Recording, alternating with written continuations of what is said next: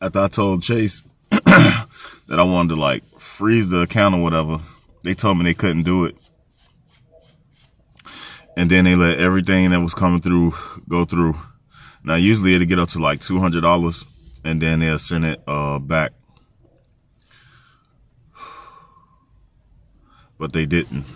The account is like now probably $700, and then they're gonna throw in them $34 fees for each time that it goes negative, and maybe some extra ones. So it's like almost $800. It's like 700 and I don't know, 56 or something dollars right now. So I get up. I missed one day last week, and I got paid $361. I paid my landlord in a rooming house $125. I spent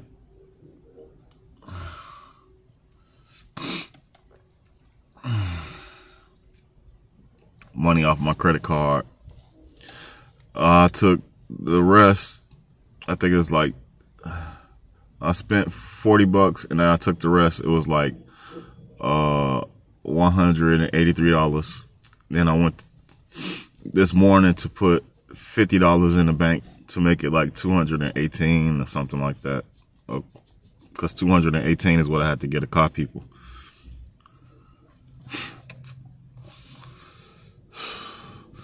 And my car insurance came out. This car insurance, I got the car insurance because I had the driving job and I was supposed to be making $1,100 a week.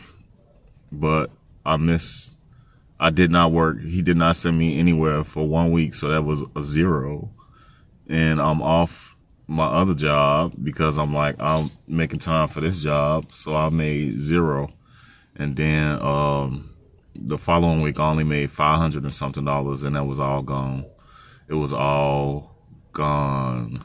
I paid my rent, and the rest was taken by the loans and stuff. This is a whole new account. It's Bank of America. I put the car insurance on Bank of America. Why am I paying $258 for car insurance and I haven't had any accidents? And I'm like 46 years old. Why do I have to pay that much? Because of my credit score? My credit score ain't that low. It's 602, 575, and 565, I think.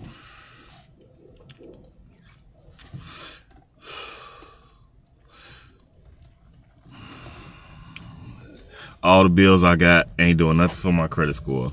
Nothing. Not a damn thing. People look at my score and think, oh, I don't pay my bills and stuff. That's a lie. I pay so many bills. I'm not about to pay my bills. This is what bankruptcy really is. Most people that go bankrupt can afford to pay a lawyer and court fees and all that stuff for bankruptcy. They're not really bankrupt if they got money to do that.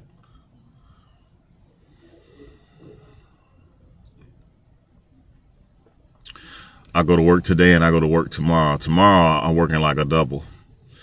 But I say 4 o'clock to 7:30, I'm probably not going to make that much money. Now 9, I'm coming in at 10 o'clock actually. I better come in at 9:45 because the guy that I'm working with is a meth addict and he's already missed 4 days of work. He said he was coming in yesterday. I actually came in to see my cats and worked yesterday. So I'm working today and I'm working tomorrow to make tips and stuff. Hopefully I can come up with $218 to pay my car note. I'll be hearing about people saying that they get a car, that the people that got the car, they do they go all out for them to help them pay their car note and stuff. Well, my people ride my ass. This dude's telling me, oh, I paid them. They asked for only $100 a month. I mean, they asked for only $100, and then after that, I've been paying them $200 and something a month.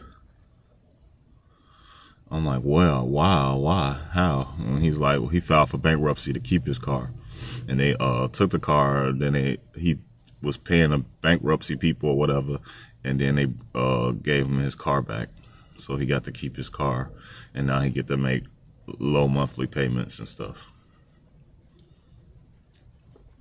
I'm leasing his car.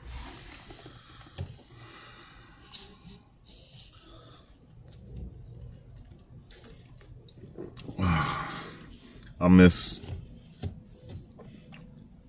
2 days of work. I was off Thanksgiving, and I was off Black Friday, but that was yesterday. I worked at the other job here, but my check from the other job, which is usually like 5 something, is probably going to be 2 something. I don't know. If I work for 5 days and I get 500, I don't understand why. If I work for 4 days, I don't get 400. Why is it 300 and something? So if I work for 3 days, I'm not going to expect a $300 check. I guess I'll get a $200 check or $100 and something check. Ideally, I should be making over $2,000 a month, and I can't even hold on to that money. I haven't really sat down and been like, okay, let me come up with a budget or a plan or whatever, because there's nothing to work with. But I guess I need to sit down and be like, okay, I'm behind here. I need to catch up here, and I need to pay this off and pay this off. Part of that $700 and something was from this company that's supposed to take CashNet USA and Rapid Capital and combine that into one low monthly payment. I'll pay $170 a month instead of paying Rapid Capital was taking $480 a month, and CashNet USA is taking $300 a month. Go a little bit over, a little bit under. Okay, so that's what, almost $800 a month. That should change to $170 a month, and then I got my car note, which is probably like $400 and something a month, and then I got my rent, which is like $400 a month if I pay it on Thursdays. If I pay it on Fridays like I did this, then it's $125. So what is that? 170 plus 400 is 570, plus the car note is what? That's like 1,000, right? Around 1,000. And then the ridiculous car insurance, which is like I should have probably about 700 or 800 left over and stuff. Then you gotta add in the cat food, which is probably $7 every week. Gas, $20 every week. And then food, which is probably about $20 per meal. And to be perfectly honest, I really want to eat 3 times a day. I got me a big old box of noodles. That box is halfway gone. It's been 2 weeks, I think, though. But I eat the hell out of them noodles. I had like 5 or 6 things in a day and still be hungry.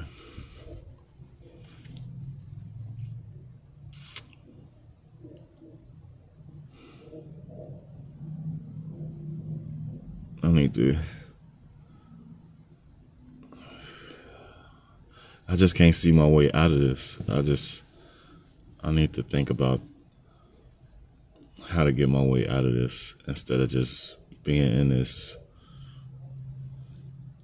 I mean, I already made some steps and stuff. I've done some things. Like I switched bank accounts and stuff.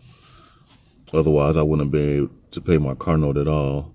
And I'm guessing this is the last week for anything, since they took that 170. Hopefully it's not a scam. I think it might be a scam, but since they took that 170 and stuff, they talking to these people, and those other payments gonna stop. So I just have to slowly try to pay down that balance and Chase Bank and stuff, and then maybe, I don't know, a few months from now, things will be back to normal, and I'll actually be able to put away some money for my house. When people save up, they get, average rent is like 600 or something, and people are able to save up first and last months and a deposit. They're able to save up that. Then you got to have a deposit to get your lights turned on and stuff, depending on what your credit is. People have money for that. People have money to do that. And if I'm getting a house and it don't cost that much, then I should be able to have money saved up for the down payment at least. I'm thinking that with the price of my house, I probably need to come up with about $5,000 for closing costs, but I'm thinking it probably won't even be that much. I've seen some very small houses. I don't have no family or nothing, no relationship. It would just be me and 2 cats. So I don't need no big old house. I don't need to spend $200,000 for a house. I can give me a house for $60,000. I've seen them as low as $24,000 with a couple of extra bedrooms and stuff. So I should be all right. I should be all right. I just need to get to working hard on figuring out what to do instead of playing video games and stuff. I need to be wrecking my brain.